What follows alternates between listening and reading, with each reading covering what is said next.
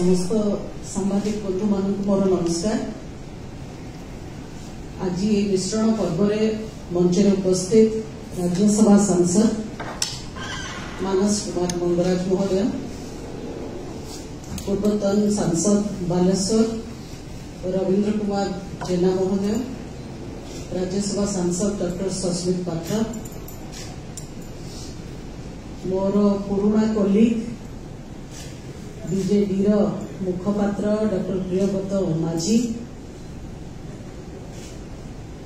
आज आपण माने एते खोला हृदय मते बिजु जनता दल रे ग्रहण करथिबारु आपण मानकु धन्यवाद जणाउची। मो भारतीय जनता पार्टी छाड़ी आज सकाळे राज्य सभापति को इस्तीफा दे एबे बिजु जनता दल रे विधिवत भाव में मिसिली। कौनसी चेंज केबे सहज न थाए, किंतु change is the only constant. जल्दी कहती निरंतर जीवन रे अदल बदल होथिबो, आगु को आमको जीवा पाई बहुत परिवर्तन रो सम्मुखीन हेकरी आगु को बढ़िबा को पड़िबो। मो दीर्घ 10 वर्ष भारतीय जनता पार्टी को मोर सर्वस्व जहाँ मो द्वारा संभव, जहाँ मोर व्यक्तित्व जति परमिट करूला, जहाँ मोर स्वभाव से अनुसार से अनुपात रे मो 100% भारतीय जनता पार्टी को देइची। ओडिशा एवं ओडिशा वासींकर सेवा करबा पई की जो मोर बृहत इच्छा थिला 10 वर्ष परे मध्य मो अनुभव कली जे भारतीय जनता पार्टी रे से इच्छा मोर पूरण हो पारु नाही।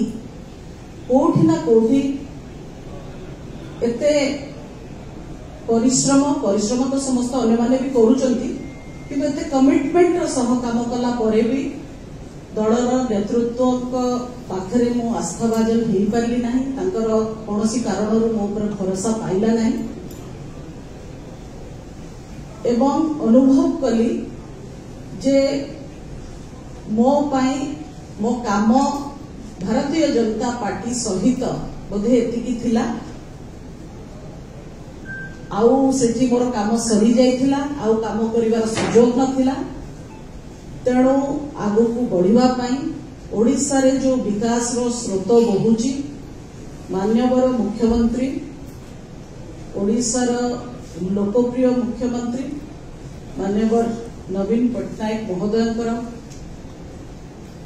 विकास यात्रा रे शामिल होवा पाई निष्पत्ति नेली एवं दल मते खुला हृदय रे खुला मन रे स्वीकार करिथिबारु ग्रहण करथिबारु माननीय मुख्यमंत्री को मु अशेष धन्यवाद जनाऊँगी, कृतज्ञता जनाऊँगी। ता सहित ओडिशा रे 5T रो जो काम होउची, 5T रो अध्यक्ष श्री वीके पांडियन को मध्य धन्यवाद जनाऊँगी दल रे मते ग्रहण करिथिबारु। दलर संगठन संपादक श्री प्रणव प्रकाश दास को मध्य धन्यवाद जनाऊँगी। ओडिशार अस्मिता पाई जो निरंतर माननीय मुख्यमंत्री परिश्रम ओडिया जाति को विश्व स्तर रे परिचित करिया पाई कि जो उद्यम रही से उद्यम को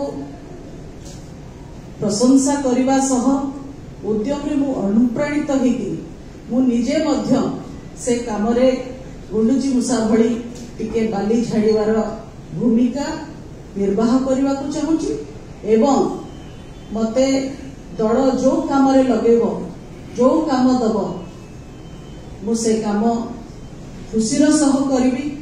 ओडिशावासी को सेवा करिबा मोर राजनीति को आसीबा पछरे प्रथम एटा ही उद्देश्य थिला। से उद्देश्य भारतीय जनता पार्टी रे पूर्ण न हेबारु मु आज बिजु जनता दल रे मु आशा करूची आगो को मते ओडिशावासी सेवा करने को सुजोग मिलिबो एवं ताको मो स्वभाव अनुजाई 100% निर्वाह करी लोकों सेवारे रही विजु जनता दल मते अपूर्व सुजोग देथिबारु मु तांको अशेष अशेष धन्यवाद दौची। पुणी अथरे माननीय मुख्यमंत्री पार्टी चेयरमैन बीके पांडियन जी एवं दलर संगठन संपादक प्रणव प्रकाश दास महोदय दलर समस्त कार्यकर्ता नेतृवृंद समस्त को धन्यवाद दूची। मो नुआ करी आज दलर मिसिली आशा करुच्ची आपण माने मध्य दलर कार्य पद्धति मते हाथ धरिकी शिखेबे। समस्त को बहुत बहुत धन्यवाद। नमस्कार।